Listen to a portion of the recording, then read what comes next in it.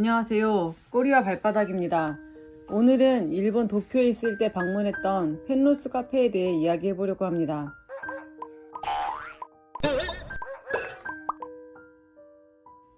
펜로스는 반려동물이 무지개 다리를 건넜을 때 보호자 가족이 겪는 상실감, 우울증 등을 뜻하는 용어인데요.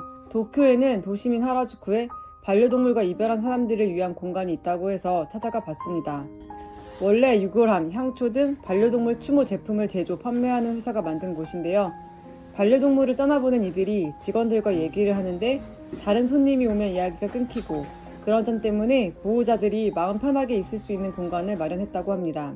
이곳에선 혼자 무지개 다리를 건넌 반려동물에게 편지를 쓰거나 관련 책을 읽거나 하면서 추모할 수도 있고요. 음료를 마시면서 직원과 이야기를 나눌 수도 있습니다.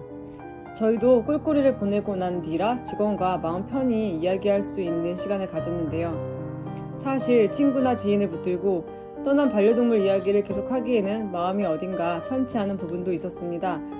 반려동물을 기른 직원들과 함께 사진을 보여주면서 추억을 공유할 수 있었습니다. 이분들이 무슨 자격증이 있거나 전문가는 아니기 때문에 조언이나 상담을 해주진 않고 그냥 들어주는 역할을 해주시는데요. 그래도 언제든지 제 반려동물에 대해서 이야기할 수 있는 공간이 있다는 건 좋은 것 같습니다. 또 반려동물에게 마음을 담은 메시지를 쓰고 이를 매장에 둘 수도 있었고요. 반려동물을 떠올리며 초나 접시를 만드는 간단한 강좌도 마련되어 있었습니다. 또 한 달에 한 번 합동 공양제도 지낸다고 하고요. 추모 제품을 판매하는 곳이라 상업성이 완전히 배제된 곳은 아닙니다. 그만큼 물품도 다양했는데요. 일본은 우리나라와 달리 반려동물 유골함을 집에 놓고 같이 생활하는 분들이 많다고 하더라고요. 그래서인지 유골함도 다양하고 유골함을 넣을 수 있는 집도 있고 이름을 새겨서 기념하는 물품도 있고 미니, 작은 재단도 볼 수 있었습니다. 홈페이지에 들어가 보니까 지금은 코로나19 여파로 직원과 이야기하는 서비스는 하고 있지 않고 물품은 계속 판매를 하고 있다고 하는데요.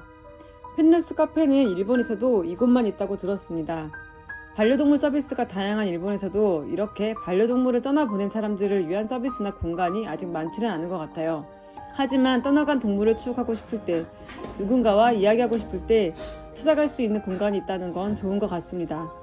그리고 꼭 오프라인 공간이 아니더라도 온라인 카페도 좋을 것 같고요. 이미 겪은 사람들과 이야기를 나누는 것이 저희 경우에는 도움이 많이 됐던 것 같습니다.